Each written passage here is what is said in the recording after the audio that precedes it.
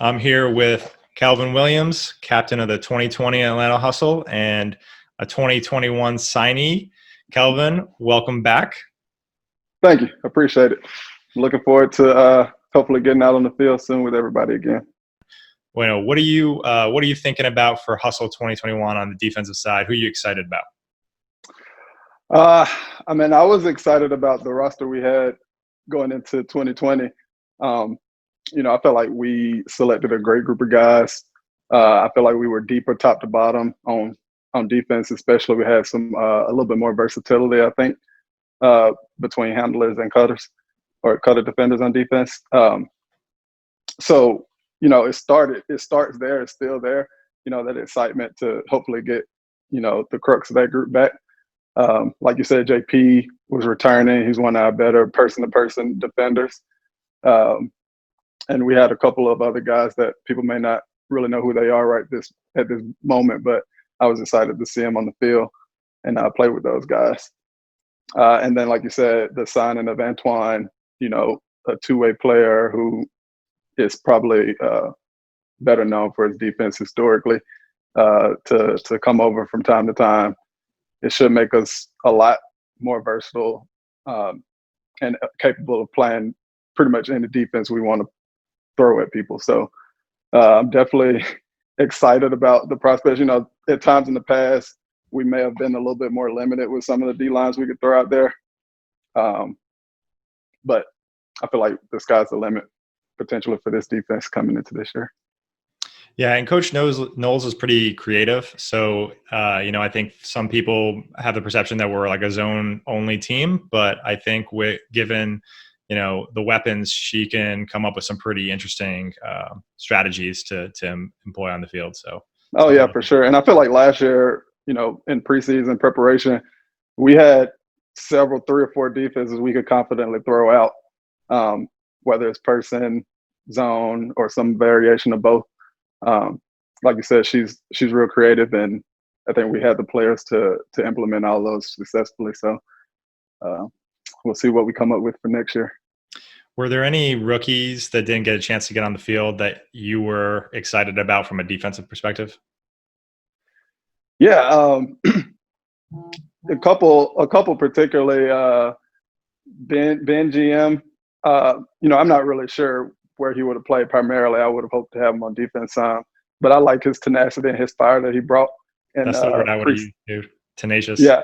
He had a lot of fire, a lot of passion in preseason, and I feed off of that kind. If I see somebody trying and want it just as much as I do, that's gonna fire me up. And then another I was excited about seeing on defense, particularly, was Tanner Robinson. I played with him a couple times over the last few years. We played club together a few years ago, and I just like what he brings to the defensive table. He's got good tenacity for the handler set, defensive handler set. He's got good throws, good creativity, and again, he's got that competitive fire that I like seeing on the field. That win at all costs mindset. I like playing with those kinds of guys. Yeah, my assumption is that to make defensive plays on the AUDL size field, you really got to be, either somebody who has like a game-changing like physical tools, or somebody who's willing to, take some risks, or somebody who just wants it more than the other players. Yeah, that's perfect. That's a perfect description. It's a combination of all three. Sometimes you can want it, but you may not be able to actually get it. So like having that perfect balance of all three of those characteristics is what you need to be successful in AUDL. But we've got a lot of guys that could do that, I feel like, and I'll like daydream from time to time about just getting break after break once we get going again, and I don't know, it keeps me going. Something to think about, something to look forward to. Yeah, I've done some analysis of various statistics this offseason, and generating break opportunities was something that we were lagging behind some of the other teams in the division, and I think that number is going to come up. I know that's something you brought up as a point of emphasis before last season, is like, let's be a team that gets more Ds.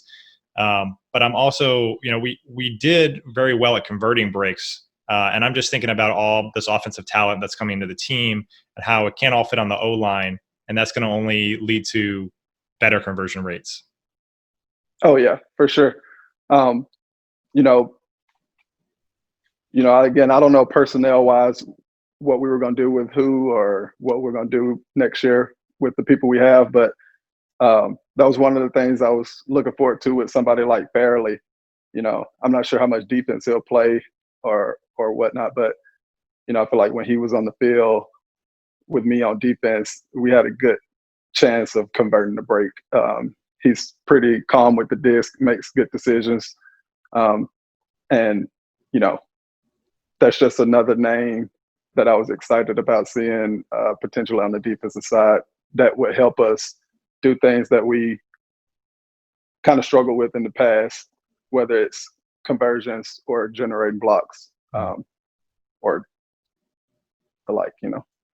Yeah, like historically, we've been a fairly like medium-sized but quick team, and then we had a year where we were real tall, but we weren't like necessarily like big and physical. But bringing up Michael Fairley just makes me think of how we can start to play matchups more, right? You can start to be like, okay, maybe you play offense, but you're a really good matchup defensively for this one person this week, so we can flip you over to the other side, and we know we have the depth on offense to cover the spot. It could be really exciting to watch, I think. Oh yeah, for sure. And I mean, like you said, matchup wise, when you can throw out the different types of athletes we have on defense. I mean, I haven't even mentioned Jakeem yet. Like we can really specialize in certain matchups across the board. Like I feel like we could throw out a seven person line and match up across the board and really do what we want to do across the line. Yeah, we talked about one year just like having good leaping ability in the back wall of our zone, right? So like you often play the 7, you often play the 1, whether you're in the back or the front of the zone, and you can use your reach when you're on the mark. But someone like Jakeem played college football as a cornerback. Like he's very comfortable back in space, backpedaling with the play in front of him. And then when the disc goes up in the air, he can make up ground and make a play. And all of a sudden a zone becomes a real like high turnover like defense, right? Because you're like playing up, you're playing aggressive, daring people to try to throw over the top of you, and there's so much space over there tempting you. It could be very exciting. Yeah, you throw Jakeem back there with somebody like Brett who's lurking anyway. Which is nice to have guys like that. Like you said, I've played a lot of 7 in the past, but I really like playing up around the disc in those zones that we could throw as well. So, giving some guys some freedom to move around because we have so much depth is a plus for sure on defense. It puts a lot of pressure on an O-line too when if you're up front and we force a turnover and then you're marking a handler and now the handler has to cover you because you're streaking deep and they're like, wow, like for sure. Yeah. We've gotten a couple of freebies like that in the past. So it's definitely an option if we could get the turn around the disc or around the handlers. Yeah, so I think people are really excited about the return of Ultimate because I think it's like a signal to the return to a normal life. It's been a tumultuous year in a lot of regards, COVID, but also, we went through, we were still in kind of season with the hustle when the George Floyd murder happened and the Black Lives Matter movement really took a hold. We were at that time reeling with like the season kind of being postponed and trying to plan for a bubble, which eventually got canceled. But like we were still meeting on a regular basis as a team. And, when that happened, it was great for me to have the team to kind of like talk through some of that stuff and kind of grow together. And, you played a pivotal role in that. And so, like I was alluding to earlier, it was great for me to hear that you were still down to play Ultimate despite all that. So, I'd be interested to hear, your perspective on like why you're still interested in playing Ultimate and like what role Ultimate, serves in your life. Yeah. I'm, my body feels great and I like being active. Ultimate is a great outlet to be active and to compete at a high level, even so far removed from college at this point. It's just a great escape for me personally. I like, kind of when I get to the practice field or to the game field, you know, that's a space where I can completely get away from normal life, which, you know, has ups and downs or whatever, but there's nothing really bad that comes along with ultimate, in my opinion, when I'm on the field. And so to be able to get away from reality for 3-4 hours is a big part of the reason why I still play. And, you know, playing ultimate at this level, that high level competitive outlet for me is, like I said, really important. I'm just, when it comes to sports, I just would rather compete than not. And so it's just a perfect escape for me. And hopefully I can keep doing it for a while. But yeah, that's the role that ultimate plays. For me personally, it's just getting away from everything, being able to compete with people I like, and you know, all the I guess intangible factors that go along with it. You know, having the camaraderie that we have as an organization, got a lot of friends. To be able to do all that at the same time is just a bonus. You know? Mm-hmm.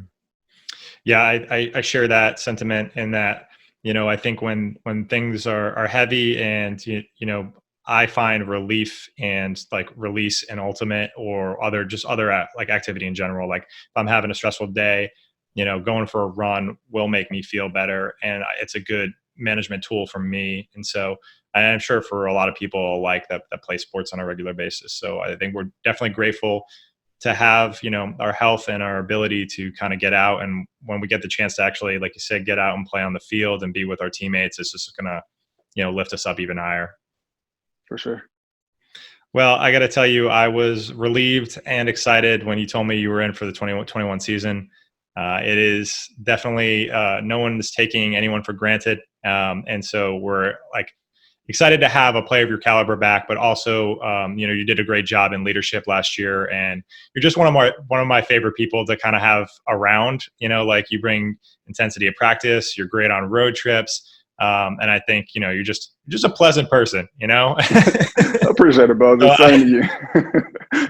Thanks. So, yeah, definitely pumped to have you, and I think it's important to have like good people like that in the core that you build a team around, right? So it's like right now we're signing early folks, and, you know, you're one of the first seeds that's going to kind of like dictate how the whole, you know, picture kind of comes together. So yeah, no, I appreciate it. Cool. Well, we're super excited to have you. Super excited for the 2021 season. Looking forward to doing some more of these chats with you and others. So stay tuned, and you know, thanks again. Yeah, appreciate it. Let's get to it.